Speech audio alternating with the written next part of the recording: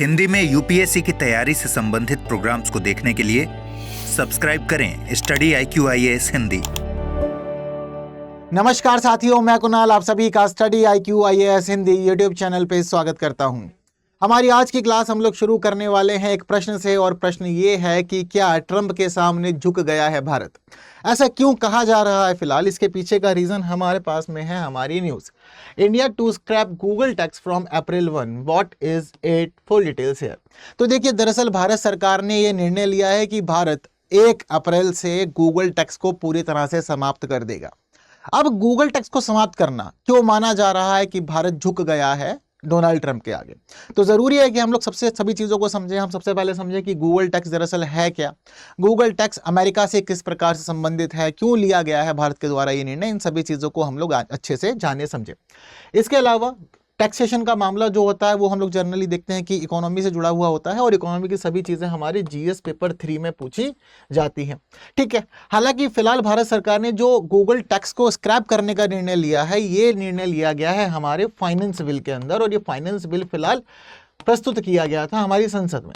तो finance bill जो है वो हम लोग पढ़ते हैं अपनी पॉलिटी में, तो फाइनेंस बिल जो है ये मामला हो जाता है हमारा जीएस पेपर 2 का।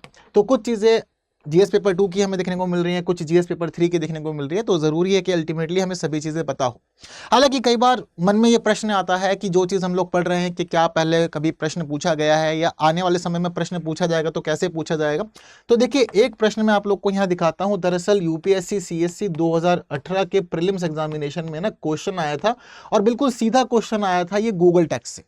अब हिंदी में यहाँ पर हम देखते हैं तो पूछा गया था कि अप्रवासी सत्वों द्वारा दी जा रही ऑनलाइन विज्ञापन सेवाओं पर भारत द्वारा 6% समकरण कर लगाए जाने के निर्णय के संदर्भ में निम्नलिखित में से कौन सा या से कथन सही है या है?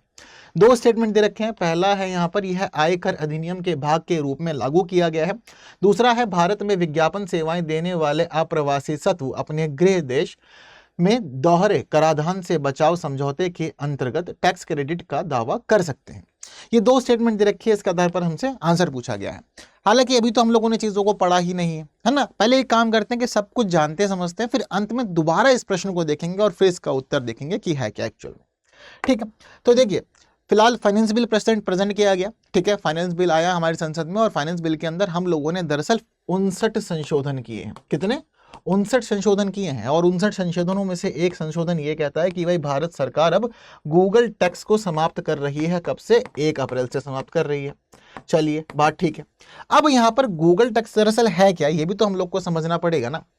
तो दरअसल जो नाम हम लोग यहां पर ले रहे हैं ना बार बार, गूगल टैक्स, ठीक है, दरअसल एक्चुअल में ना ये इसका एक सामान्य नाम है, एक ऐसा नाम है जो जनरली हम लोग सामान्य तौर पर लेते हैं। जैसे कि होता है ना कि किसी व्यक्ति का नाम होता है बलेश्वर नाथ प्रसाद, तो जनरली उसको बबलू बोल दिया जाता है या बल्लू बोल दिया जाता है। तो ठीक उसी प्रकार की स्थिति है।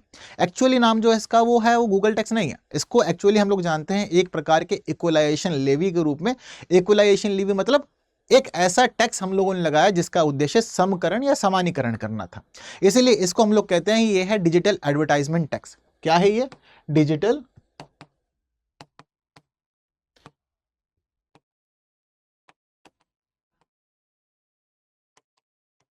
Advertisement tax. अब यहां पर आपको इसके नाम से सीधे तौर पर समझ में आ जा रहा होगा कि जब हम लोग किसी भी डिजिटल एडवर्टाइज चीजों को देखते हैं, ये टैक्स उनके ऊपर लगाया जाता है। और ये बहुत सामान्य हो चुका है आजकल। आप लोग कहीं भी गूगल पे कुछ भी सर्च कर लीजिए, गूगल पे आप किसी भी न्यूज़ चैनल की वेबसाइट पे चले जाइए, या कुछ आपको सामान लेना है उसकी वेबसाइट पे चलिए, आप किसी भी वेबसाइट को खोल लीजिए जहां उसका मेन कंटेंट होगा जो आप देखना चाहते हैं, उसके आसपास आपको 2, 3, 4, 5 जगह पर अलग अलग ऐड देखने को मिल रही होगी। कहीं पे ऐड ज्वेलरी की होगी, कहीं पे बर्तनों की होगी, कहीं पे इलेक्ट्रॉनिक्स की होगी, या किसी और चीज़ की ऐड भी वहां पर मौजूद हो सकती है। अब जनरली हम लोग के मन में तो ये प्रश्न आता भी था कि ये अलग अलग जो ऐड आ रही है, इन एड्स के आने का तात्पर्य क्या है, और अगर ऐड इस प्रकार से दिखाई जा रही है तो इसके ऊपर कितना पैसा खर्च होता है।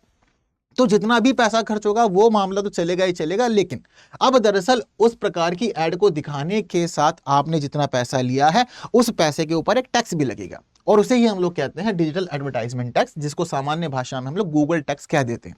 गूगल टैक्स इसीलिए कह देते हैं क्योंकि हम लोग जब कभी भी गूगल पे कुछ भी सर्च करते हैं तो वहां पर हमें ये इस प्रकार के एडवर्टीजमेंट देखने को मिल जाते हैं, और उन्हीं एडवर्टीजमेंट से वसूले गए पैसे के ऊपर ये टैक्स लगाया जाता है। इस टैक्सेशन के मामले को हम देखते हैं कि सबसे पहले ये 2016 में भारतीय अर्थव्यवस्था में सभी के सामने आता है। 2016 में भारत सरकार इस टैक्स को इंट्रोड्यूस करती है। इस टैक्स को इंट्रोड्यूस करने का मुख्य उद्देश्य यह था कि बहुत सारी विदेशी ई कॉमर्स कंपनियां हैं जो भारत में काम कर रही हैं, और एक्चुअल में रियलिटी भी है। आज के समय में आप बाजार जो है वो सीमाओं को खोल चुका है। हम किसी और देश के अंदर काम कर सकते हैं और दूसरी कंपनियां हमारे देश में काम कर सकती हैं। अब जनरली यहाँ पर मामला इस प्रकार का था कि बहुत सारी कंपनियां ऐसी हैं जो हमारे देश में काम करती हैं बट फिजिकली प्रेजेंट नहीं है। गूगल हो गई, अमेजोन हो गई है, इसके अलावा मेटा हो गई है। तो अब ये सभी कंपनियां क्या है कि डिजिटल प्लेटफॉर्म्स इन्होंने अवेलेबल करवा दिए। डिजिटल प्लेटफॉर्म हम लोग इनका यूज़ कर रहे हैं। मान लीजिए कि हमें अमेजोन से कुछ लेना है, तो ज़रूरी थोड़ी है, हम लोग के लिए मैटर करता ही नहीं है कि वो कंपनी देश में है या नहीं है। हम लोग के लिए मैटर क्या करता है कि बस मैंने अमेजोन से कुछ भी सामान ऑर्डर किया है, बस वो सामान मुझ तक आ जाए, मामला पूरा हो जाता है। गूगल पे मुझे चीज़ों को जानना है, समझना है, देखना है, वगैरह वगैरह। ठीक है, तो अब वो देश में है, विदेश में है, ये सभी चीज़ें मेरे लिए तो मैटर थोड़ी करती है। मेटा के प्लेटफॉर्म हम लोग इतने यूज़ कर रहे हैं, चाहे हम लोग व्हाट्सएप यूज़ कर रहे हैं, फेसबुक यूज़ कर रहे हैं, इंस्टा यूज़ कर रहे हैं, सब कुछ मेटा का ही तो है। पर क्या हमारे लोगों के लिए मैटर करता है कि वो कंपनी देश में कहीं मौजूद है या नहीं? ये एक सामान्य यूज़र के लिए मैटर नहीं करता, बट ये सरकार के लिए मैटर करता है, क्योंकि सरकार को यहाँ पर कई नियम बनाने पड़ते हैं। नियमों में निजी डाटे की गोपनीयता का मामला भी होता है कि जो व्यक्ति का पर्सनल डाटा है वो डाटा उसकी प्राइवेसी बनी रहे, डाटा लीक का मामला ना हो। और साथ साथ जब कोई विदेशी कंपनी भारत में आके काम कर रही है तो ऐसा ना हो कि वो अपनी मर्जी से आए, कुछ भी करे और वापस चली जाए। तो नियमों और कानूनों का पालन इन कंपनियों को भी करना पड़ता है। तो इसी वजह से एक प्रॉपर रेगुलेशन सिस्टम तैयार किया जाता है इन कंपनियों के लिए, ताकि चीज़ें व्यवस्थित रहें। अब भारत सरकार ने यहाँ पर यह चीज़ नोटिस की कि अमेजॉन, गूगल, मेटा और इसके अलावा और भी बहुत सारी कंपनियां हैं जो है तो किसी दूसरे देश की, पर भारत में आके काम कर रही है, भारतीय उपयोगकर्ताओं को अपनी सेवाएं दे रही हैं। सिर्फ सेवाएं ही नहीं दे रही हैं बल्कि उन सेवाओं से पैसा भी अच्छा खासा कमा रही हैं। जैसे कि आप कुछ भी यूज़ कर लीजिए, अमेजॉन यूज़ कर लीजिए, गूगल यूज़ कर लीजिए, मेटा यूज़ कर लीजिए, आप किसी भी प्लेटफॉर्म पे जाएंगे तो आपको एडवर्टाइजमेंट तो देखने को मिल ही जाएंगे ना। अब क्या वो एडवर्टाइजमेंट्स फ्री हैं? क्या मेरा मन करेगा तो मैं क्या अपना फ्री में कुछ भी एडवर्टाइज कर सकता हूं वहां पर? इसका आंसर है नहीं। इस पूरे के पूरे कार्य के लिए मुझे भुगतान करना पड़ेगा। जो भी भुगतान निर्धारित किया गया है कंपनी के हिसाब से, वो भुगतान मुझे करना पड़ेगा। अब ऐसी स्थिति में क्या होता था कि ये कंपनियां थोड़ी सी अच्छी कंपनियां हैं, इनका सिस्टम अच्छा है, इनकी लोकप्रियता भी बाजार में ज्यादा है, लोग पसंद करते हैं चीजों को यूज करना। अब इसी वजह से क्या होता है कि मार्केट में इन लोगों को अच्छे से जगह मिल जाती है। लेकिन ऐसी जगह अगर भारतीय कंपनियों को बनानी हो तो उन्हें मशक्कत करनी पड़ेगी, मेहनत करनी पड़ेगी, तब जाकर के उनको कुछ जगह मिल पाएगी बाजार में। अब जब इनको जगह मिली हुई है तो अच्छा खासा पैसा भी कमा रहे हैं, पैसा कमा रहे हैं तो भारत में मौजूद भी नहीं है, तो क्या पूरा का पूरा कमाया हुआ पैसा इनको ले जाने दिया जाए? अब इसी चीज का निर्धारित करते हुए 2016 में लगाया गया 6% इक्वलाइजेशन लेवी, यानी कि हम इन कंपनियों को भारत की कंपनियों के समान करना चाहते हैं। क्यों करना चाहते हैं? पहली बात तो आप भारत में मौजूद ही नहीं है, आपका पूरा सिस्टम किसी दूसरे देश में। अब आप किसी दूसरे देश में बैठे हुए सभी चीज़ों को संभाल रहे हैं और भारत में भी काम करके प्रॉफिट कमा ले रहे हैं। अब वहीं हमारे देश की जो कंपनी है उसका सिस्टम थोड़ा छोटा है, वो दूसरे देशों में काम करना सोचना तो दूर की बात है, उसको भी भारत के बाजार में ही जगह बनाने के लिए मशक्कत करनी पड़ रही है, बड़ी मेहनत करनी पड़ रही है और इंफ्रास्ट्रक्चर बाकी सारा खर्चा भी करना पड़ रहा है। अब भारत के कंपनियों की भी वैल्यू बनी रहे और हम इन कंपनियों को पूरी तरह से बाहर भी नहीं कर सकते हैं, क्योंकि अब हमें इंटरनेशनल रिलेशंस भी मैनेज करने हैं। ओपन डोर पॉलिसी चल रही है, हम लोगों ने ट्रेड एग्रीमेंट कर रखे हैं, ये सभी चीज़ें भी तो मैनेज कर रखी है ना हम लोगों ने। तो अब ऐसी कंडीशन में इनको बाहर भी नहीं कर सकते हैं और हमें अपनी कंपनियां भी बढ़ानी है, भारत की कंपनियों को भी जगह देनी है। तो इसी वजह से ये इक्वलाइजेशन लेवी लगाया जाता है, जो खास तौर पर ऐसी कंपनियों पर लगाया जाता है जो विदेशी कंपनियां हैं लेकिन वो भारत के लोगों को सेवा प्रदान करती हैं, भारत के लोगों को एडवर्टाइज करने में मदद करती हैं, एडवर्टाइजमेंट के लिए पैसा लेती हैं। तो इसको हम लोग कहते हैं डिजिटल एडवर्टाइजमेंट टैक्स, ठीक है, या डिजिटल एडवर्टाइजिंग टैक्स, जिसको सामान्य भाषा में हम लोग गूगल टैक्स कह दिया करते हैं। तो फिलहाल हमारी सरकार ने जो निर्णय लिया है वो निर्णय इसी के ऊपर लिया है कि ये कंपनियां जितने भी एडवर्टाइजमेंट दिखाया करती थी, अब तक हम लोग उस एडवर्टाइजमेंट से कमाए गए पैसे के लिए 6% टैक्स इनसे वसूल किया करते थे। अब हम आने वाली 1 अप्रैल से ये टैक्स इनसे वसूल नहीं करेंगे, पूरी तरह से इन्हें इस टैक्स से मुक्त कर दिया जाता है। जाओ, फ्री हो, आप मजे से जितना कमाना है कमाओ और अपना बल्ले बल्ले करो। हालांकि शुरुआत में भारत सरकार की चाहत 2016 में तो यही थी कि भाई इन्होंने जो कमाया उस कमाई से हम अपना राजकोष भी भरें, है ना, आर्थिक लाभ उठा सके। जैसे कि अभी जनरली हम लोग सामान्य स्थिति में क्या देखते हैं कि आप काम कर रहे हो किसी कंपनी में, आपने काम करके पैसा कमाया, पर सरकार क्या बोलेगी? टैक्स दो। अब मेहनत आपकी, काम आपका, पर सरकार बोलेगी देश में तो काम कर रहे हो ना, देश की चीज़ों का इस्तेमाल भी कर रहे हो, तो देखो टैक्स तो देना पड़ेगा भाई। तो वही उसी प्रकार की स्थिति यहाँ पर इन लोग के लिए भी थी कि भाई जब फायदा ले रहे हो तो भाई टैक्स दो। लेकिन अब फिलहाल इनको कर दिया फ्री कि भाई आप लोगों को अब इन सभी चीज़ों से पूरी तरह से मुक्त किया जाता है, आपको अब ये टैक्स नहीं देना। अब देखो जब ये नियम लागू किया गया है, निर्णय लिया गया है, तो इसके पीछे कहीं ना कुछ कारण भी मौजूद होंगे। सरकार बेवजह तो कुछ नहीं करेगी ना, कोई भी बेवजह कुछ नहीं करता। अब इस कारण के पीछे छुपे हुए कुछ ना कुछ लाभ या हानि भी होंगे। अब हमें उन सभी चीजों को भी दरअसल अच्छे से समझना है। सबसे पहले तो हम लोग ये समझते हैं कि इसके पीछे के कारण क्या है। तो देखिए कारण है इसके पीछे का डोनाल्ड ट्रंप। जो प्रश्न हम लोगों ने शुरू में लिया था वही प्रश्न अब यहां पर हम लोग को समझना। देखिए डोनाल्ड ट्रंप ने अपने इलेक्शन कैंपेन से ही एक खास बात बार बार दोहराई है, और वो बात यह थी अमेरिका फर्स्ट। इनका साफ तौर पे ये कहना था कि भाई जिस मामले में अमेरिका के हित नहीं होंगे हम उस काम को करना छोड़ देंगे, और जरूरी है कि हर एक नीति में हम अमेरिका को प्रायोरिटाइज करें। अब इस दौरान इन्होंने एक खास चीज ये देखी कि दुनिया के बहुत सारे देशों के साथ हम लोग काम तो कर रहे हैं, उनकी इकोनॉमी में हम लोग वस्तुओं और सेवाएं भी भेज रहे हैं, अपनी कंपनीज को भी इन्वेस्ट करने के लिए बोल रहे हैं, लेकिन क्या होता है कि वो देश अपनी कंपनियों के साथ चीज़ों को मैनेज करने के लिए कुछ सुरक्षात्मक उपाय लागू करते हैं, और सुरक्षात्मक उपाय लागू करते हुए टैरिफ लगा देते हैं जी। ठीक है, क्या लगा देते हैं? टैरिफ लगा देते हैं। अब टैरिफ लगाने से मामला इस प्रकार होता है कि हमारी जो सस्ती वस्तुएं दूसरे देश में जानी चाहिए वो महंगी हो जाती हैं, और दूसरे देश की जो वस्तुएं थी उनकी जो कीमतें थी वो उसी कीमत पे बिकती रहती हैं। तो क्या होता है कि स्थानीय वस्तुओं को यहाँ संरक्षण मिलता है, उनके लिए लाभ की स्थिति बनी रहती है, और विदेशी कंपनी अधिक लाभ उठा नहीं पाती, या अधिक स्थान वो जो बना सकती थी वो बनाने में उसको परेशानियां होती हैं। तो डोनाल्ड ट्रंप ने भाई बीते दिनों इस मामले में घोषणा कर दी।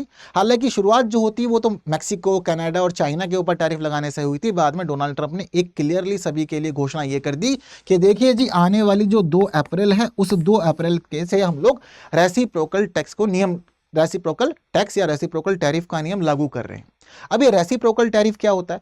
इसका मतलब ये होता है कि आपने हमारी वस्तु के ऊपर जितना टैरिफ लगाया, ठीक उसी वस्तु के मामले में जब कोई उत्पाद हमारे पास में आएगा तो उतना ही टैरिफ हम लगा देंगे।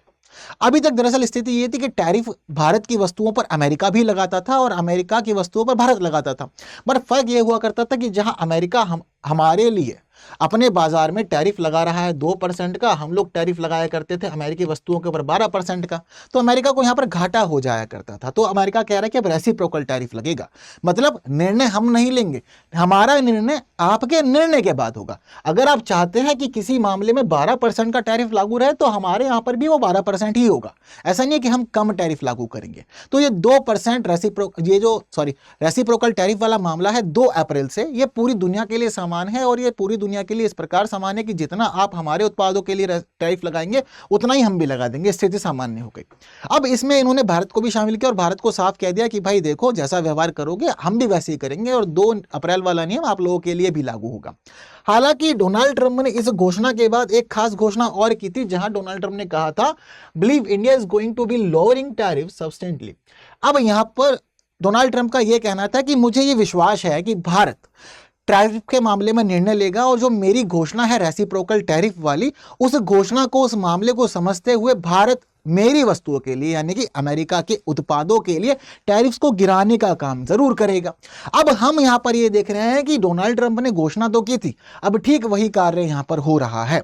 तो ये एक बड़ा कारण बना हुआ है यहां पर, और ये माना जा रहा है कि अमेरिकी राष्ट्रपति डोनाल्ड ट्रंप की जो रेसिप्रोकल टैरिफ की अनाउंसमेंट थी उसी के कारण यहां पर इस 6% के गूगल टैक्स वाले मामले को समाप्त करने का निर्णय लिया गया है, क्योंकि डोनाल्ड ट्रंप बार बार ये कह रहे थे कि जो ये स्थिति चल रही है रेसिप्रोकल टैरिफ से पहले की, यानी कि जो ये स्थिति चल रही है हमारी डिजिटल एडवर्टाइजिंग टैक्स की, ये पूरी तरह से भेदभावपूर्ण है, ये गलत है और इसको रहना नहीं चाहिए। और इस पूरे के पूरे घटनाक्रम में हम लोग देखते हैं कि भारत और अमेरिका के बीच में व्यापारिक तनाव भी उत्पन्न हो जा रहा था। तो अब फिलहाल मामला यही है कि इस व्यापारिक तनाव को दोनों देशों के बीच में समाप्त किया जाए, चीज़ों को बैलेंस किया जाए, और अमेरिका का जो एलिगेशन है बार बार भारत के ऊपर लगाया जाना कि आप हमारे साथ में भेदभाव करते हैं, तो उस मामले को हम यहाँ समाप्त कर देना चाहते हैं। ये पहला और प्रमुख रीजन माना जा रहा है फिलहाल जिस वजह से भारत सरकार ने गूगल टैक्स को समाप्त करने का निर्णय लिया है। इसके अलावा यहाँ पर एक दूसरा रीजन भी है। दूसरा रीजन क्या है कि देखिए जब कभी भी सरकार किसी कंपनी के मामले में, किसी उत्पाद के मामले में टैक्स लगाती है, तो क्या वो टैक्स कंपनी के द्वारा दिया जाता है? मान लीजिए कि मैं सरकार हूं और मैं कल से ये कह दे रहा हूं कि जो हमारे यहाँ पर मोबाइल फोन्स बनते हैं, तो मोबाइल फोन वाली सभी कंपनियों को अब आने वाले समय में 5% का अतिरिक्त टैक्स देना होगा। तो क्या वो अतिरिक्त टैक्स कंपनी अपनी जो उसकी रेवेन्यू है, क्या अपने रेवेन्यू से देगी या फिर वो जनता से वसूल करेगी? एग्जैक्टली तो वो रेवेन्यू कहां से वसूल किया जाएगा? जनता से किया जाएगा। अब दरअसल क्या हुआ करता था कि हमारे भारत के बहुत सारे अलग अलग एंटरप्राइजेज हैं जो इनकी सेवाएं इस्तेमाल करते थे अपनी एडवर्टाइजमेंट्स के लिए। अब जब इन कंपनियों को पता था कि एडवर्टाइजमेंट से जो रेवेन्यू कलेक्ट होगा उस रेवेन्यू के ऊपर हमें 6% का गूगल टैक्स देना है, तो ऐसी स्थिति में जो इनके पास में यूजर्स आए, जो इनके पास में एंटरप्राइजेस आए, इन्होंने यहां पर उन एंटरप्राइजेस से ही इस रेवेन्यू को वसूल करना शुरू कर दिया। अपना प्रॉफिट, अपना रेवेन्यू उन्होंने वहीं मेंटेन रखना और जो भार पड़ा वो भार सारा का सारा पड़ गया उपयोगकर्ताओं पे। तो ये मामला भी सरकार के पास आया, तो अब सरकार ने देखा कि भाई वसूली तो सीधा सीधा यूजर्स से की जा रही है, तो ऐसी स्थिति में क्या किया जाए कि ये सारे लोग तो भारतीय हैं, तो भारतीय लोगों पर दबाव पड़ जा रहा है, डिजिटल मार्केटिंग एडवर्टाइजमेंट का लागत बढ़ जा रही है, तो चीजों को बैलेंस करना जरूरी है। तो भारतीय लोगों के ऊपर जो ये अतिरिक्त बोझ पड़ रहा है इसकी वजह से उसको बैलेंस करना यहां पर दूसरा रीजन माना जा रहा है। क्लियर है दोनों की दोनों कहानियां आप लोग को? तो ये दो बड़े रीजन फिलहाल इस जगह पर माने जा रहे हैं जिस वजह से 6% का गूगल टैक्स फिलहाल यहां पर रिमूव कर दिया गया है। अब बात करते हैं यहां पर साथ साथ हम लोग लाभ या हानि इसके क्या हो सकते हैं। तो देखो लाभ सबसे पहला तो यही हो जाएगा, ठीक है, कि भाई अमेरिका के साथ हमारे व्यापारिक तनाव समाप्त हो जाएंगे, चीजें थोड़ी सी बैलेंस करने में हमें मदद मिलेगी, चीजें ठीक हो जाएंगी। वहीं साथ साथ जो भारतीय हमारे उपयोगकर्ता हैं जो इन सेवाओं का इस्तेमाल कर रहे थे उन सभी को भी यहाँ पर लाभ हो जाएगा, थोड़ी उनकी लागत गिर जाएगी। और हम यहाँ पर उम्मीद भी कर सकते हैं कि आने वाले समय में डिजिटल मार्केटिंग वाले क्षेत्र में या डिजिटल एडवर्टाइजमेंट वाले क्षेत्र में इन्वेस्टमेंट भी बढ़ जाएगा, लोग और ज्यादा अपनी चीजों को प्रमोट कर पाएंगे क्योंकि लागत कम हो जाएगी। जब लागत कम होती है तो हम लोग थोड़ा सा चीजों पर अधिक ध्यान दे सकते हैं, ये भी हमें यहाँ पर देखने को मिल जाता है। तो ये इसके पूरे के पूरे लाभ हो गए हैं। अब बात करते हैं हम लोग इसकी हानि की, कि इसकी हानि क्या हो सकती है। अब जहां लाभ हो रहा है अमेरिका को, जहां लाभ हो रहा है यूजर्स को, वहीं इन सभी कंपनियों को भी लाभ हो जाएगा क्योंकि ये चीजों को थोड़ा और स्मूथली कर पाएंगे, ठीक है। हानियों की बात करें तो हानि में क्या होगा। अब दरअसल भारत सरकार ने ये रेवेन्यू लगाया था तो कहीं ना कहीं इनकम का सोर्स तो बना ही हुआ था भारत सरकार के लिए, तो भारत सरकार को अब इनकम में घाटा तो होगा, पर किस प्रकार का घाटा होगा। अगर मैं आपको ये बताऊं कि वर्ष 2024-25 जो हमारा भी वर्तमान वित्त वर्ष है, इस वित्त वर्ष में अभी तक भारत सरकार ने कितना पैसा कमाया है, तो अकेले हम लोग बताएं कि गूगल टैक्स से भारत सरकार ने जो पैसा कमाया है उसकी कुल वैल्यू है 3,343 करोड़ रुपया। कितना? 3,343 करोड़ रुपया सिर्फ और सिर्फ अभी वर्तमान वित्त वर्ष का है। यहां पर यह समझ लीजिए कि यह बात हम लोग इसी वित्त वर्ष की कर रहे हैं और ये हमारे देश के अंदर 2016 से लागू है, यानी कि हर वर्ष कहीं ना कहीं एक बड़े रेवेन्यू का सोर्स तो ये भारत सरकार के लिए भी रहा है। तो एक रेवेन्यू का सोर्स भारत सरकार के हाथ से चला गया, ये बड़े ही घाटे का विषय हम लोगों के लिए हो गया। क्लियर है बात सारी की सारी? तो ये पूरा का पूरी कहानी जो है, ये पूरी कहानी हमारे इस गूगल टैक्स की है जिसको हम लोग कह रहे हैं डिजिटल एडवर्टाइजिंग टैक्स की है। तो इस प्रकार से सारा का सारा मामला फिलहाल हम लोग के सामने ये चल करके आया है।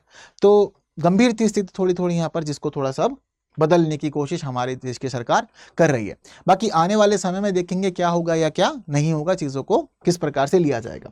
हालांकि जिस प्रकार से हमारी सरकार ने ये शुरू की थी कहानी डिजिटल एडवर्टाइजिंग टैक्स की, तो इस डिजिटल एडवर्टाइजिंग टैक्स की कहानी शुरू करने के साथ साथ हम लोग ये देखते हैं कि वर्ष 2020 में इस डिजिटल एडवर्टाइजिंग टैक्स यानी कि गूगल टैक्स का विस्तार भी किया गया था। वर्ष 2020 में बीच में इसको विस्तार दिया गया था और विस्तार देते समय इसमें वस्तुओं और सेवाओं को भी शामिल किया गया था, ठीक है, जिनका इस्तेमाल किया जा रहा है एडवर्टाइजमेंट वगैरह के लिए। तो वस्तुओं और सेवाओं का प्रावधान इसमें शामिल किया गया था, ऑनलाइन बिक्री का प्रावधान इसमें शामिल किया गया था, वस्तुओं और सेवाओं की ऑनलाइन बिक्री का प्रावधान इसमें शामिल कर दिया गया था। तो विस्तार इसको इस प्रकार से दिया गया था। ये एक खास प्रावधान हम देखते हैं और इस प्रावधान के लिए वित्तीय अधिनियम संशोधन पेश किया था, जिसके बाद सभी चीजें सामने आई थी, ठीक है। इसके साथ साथ हम लोग देखते हैं कि 2020 में हमारी सरकार ने एक और अतिरिक्त यहाँ पर कर लगा दिया था। जो अतिरिक्त कर लगाया था वो 2% का अतिरिक्त कर यहाँ पर लगाने का कार्य भी किया गया था। तो जो ये सेवाएं वगैरह चल रही हैं, वस्तुओं और सेवाओं की ऑनलाइन बिक्री वाला मामला था, तो उसके लिए जब प्रावधान हुआ तो प्रावधान के मामले में 2% की दर से यहाँ पर एक अतिरिक्त कर भी जोड़ दिया गया। अब ये 2% का अतिरिक्त कर ऑनलाइन सेवा प्रदान करने वाली अनिवासी ई कॉमर्स कंपनियों को ही देना था। अब जिस समय ये 2% वाला मामला आया सामने तो ये एडिशनल था, क्योंकि 6% तो पहले ही चल रहा था एडवर्टाइजिंग के मामले में, तो 6% के अलावा ठीक ई कॉमर्स कंपनियों के मामले में जो ऑनलाइन सेवाएं प्रदान करती हैं उनसे बोला गया कि आप 2% और देंगे, और ये वस्तुओं और सेवाओं की ऑनलाइन बिक्री के मामले में, जैसे कि हम देखते हैं कि अमेजॉन वगैरह का मामला चल रहा है, तो उस पर लागू किया गया।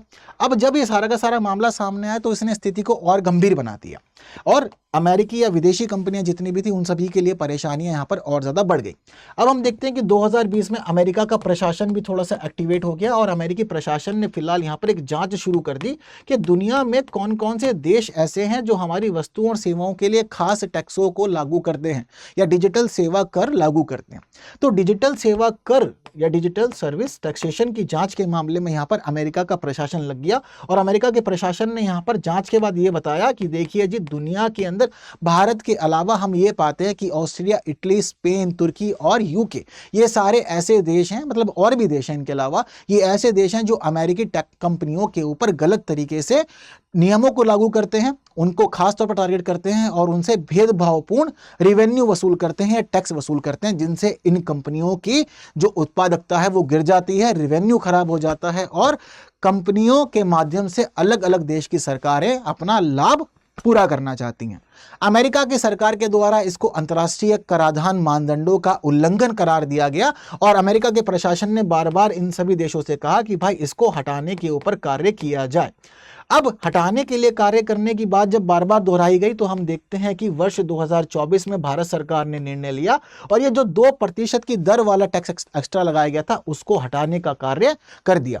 लेकिन ये 6% का जो गूगल टैक्स था ये अपनी जगह पर बरकरार रहा, और इस 6% वाले गूगल टैक्स का निर्णय अब हुआ है और चीजों को अब कंप्लीट किया गया है। क्लियर है कहानी सारी की सारी?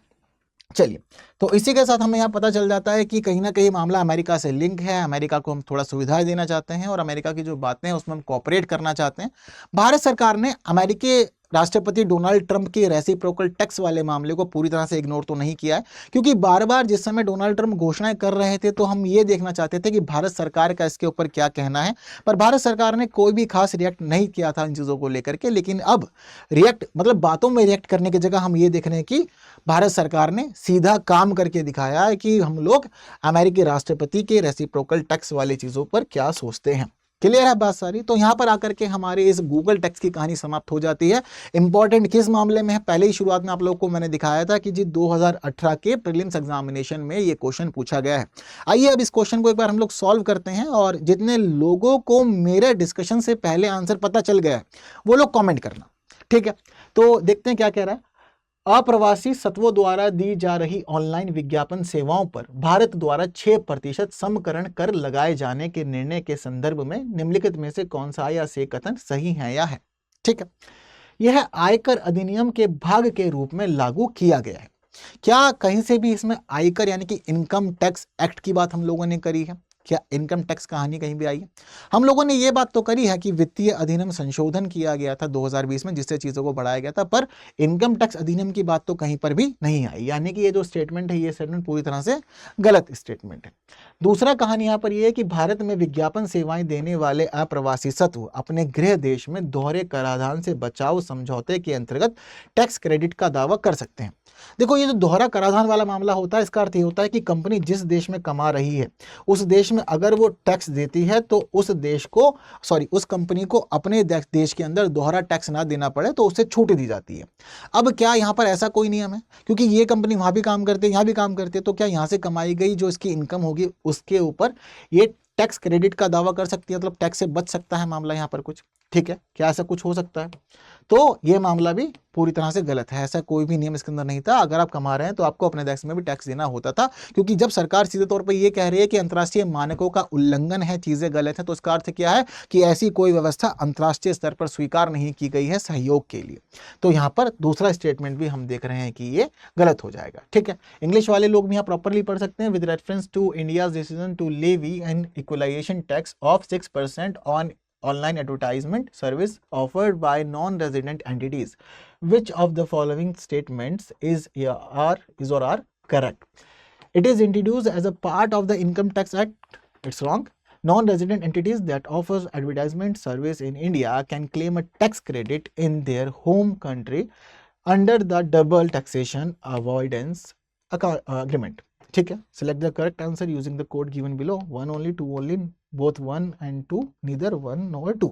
तो क्या उत्तर रहेगा इसका डी, ना तो 1 ना ही 2, नीदर 1 nor 2, दोनों ही गलत है इस वजह से। क्लियर है बात सारी। तो स्टडी IQ IAS हिंदी हमारा मेन प्लेटफॉर्म है जहां हम लोग मुलाकात करते हैं। इसके अलावा हम लोग मिल सकते हैं टेलीग्राम पे, इंस्टाग्राम पे, फेसबुक पे और एक्स पे। इसके अलावा आप QR को स्कैन करके सीधा मेरे चैनल पे पहुंच सकते हैं टेलीग्राम वाले। क्लियर है बात सारी। तो आज का ये सेशन बस इतना ही, काफ़ी इंपॉर्टेंट सेशन है और इन्फॉर्मेटिव सेशन भी है। ज़रूरी है कि आप लोग उसको बाकी साथियों तक शेयर ज़रूर करें। जिन्होंने लाइक नहीं किया है, लाइक करके ज़रूर जाना है। बाकी की बातें हम लोग करेंगे हमारी आने वाली और क्लासेस में कुछ नए विषयों के साथ।